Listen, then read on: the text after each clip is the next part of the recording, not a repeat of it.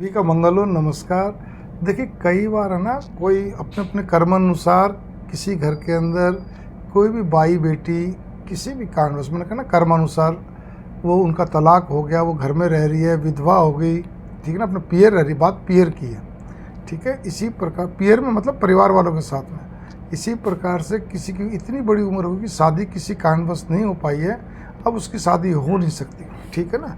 तो ऐसी 3 तरह की स्थितियों में जो क्या कहते हैं बाई बेटियां होती हैं, तो मेरा एक बहुत अच्छा अनुरोध है उन बेटियों से भी और परिवार वालों से भी कि आपका सामंजस्य परिवार वालों का भी ऐसा होना चाहिए ताकि उस बाई बेटी पे किसी प्रकार से उनके घर में जो और सदस्य हैं उनके मन में उसके प्रति कहीं से भी नफरत के भाव पैदा नहीं हो या उससे विरक्ति के भाव पैदा नहीं कि नहीं सारी इसी की चलती है, इसी का सब लोग सुनते हैं, इसी का सब कुछ करते हैं, ठीक है ना।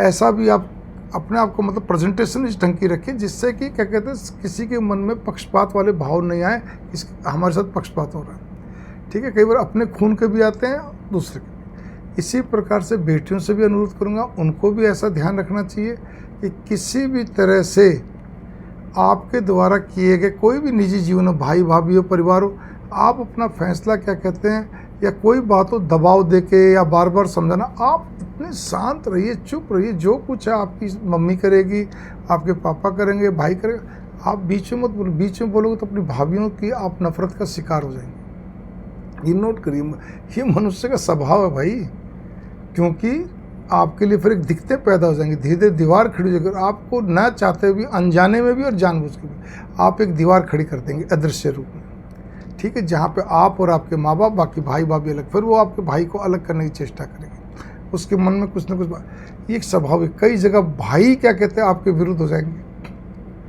चलिए भाभी नहीं होगी, भाई हो जाएंगे। आप दोनों पहलू देखिए ना, उस दोनों पहलू की बात मैं कर रहा हूँ। इसीलिए आप लड़कियों को तो बहुत ज़्यादा ध्यान देने की ज़रूरत है। आपको भगवान ने एक, भगवान नहीं, सॉरी, मैं क्षमा चाहूँगा, आपके अपने पूर्व जन्म के कर्मानुसार या इस जन्म के कर्मानुसार कहते हैं प्रारब्धवश आपके साथ जो स्थिति बन गई, आपका शादी नहीं हुई, 40 साल की होगी, 40 प्लस की होगी, आपकी क्या कहते हैं तलाक हो गया है आपका, और उसके बाद भी आप अपने लंबा समय जा रहा है, इसी प्रकार विधवा होगी और आप पियर में रह रही, तो आपको तो इतना शांत रहना चाहिए। इतनी गहरी चोटें खाने के बाद, जब खाते शादी नहीं हुई, चोट नहीं, लेकिन मानसिक एक संताप तो बना ही रहता है ना, एक प्रकार टीच तो रहती है सारी कुछ। तो इसीलिए दोनों हाथ से ताली बजती है, लेकिन सबसे ज़्यादा माँ बाप का रोल, ठीक है, और बहन का रोल होता है। कई जगह भाई लोग भी अपनी बहन से, ठीक है, प्यार तो सभी करते हैं भाई, मना कौन करता, सबकी ममता अपने परिवार से होती है, लेकिन भाइयों को भी सोचना चाहिए कि ऐसा नहीं कि मेरी बहन जो बोलेगी फाइनल है, नहीं, बहन की भी सुन लो।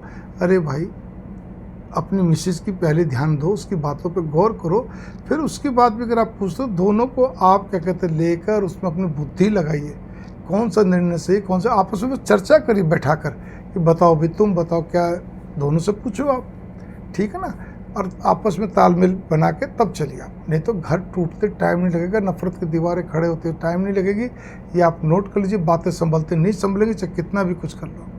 मंगल कामना, नमस्कार। थोड़े को थोड़ा ज़्यादा समझिएगा, बोला थोड़ा ही है।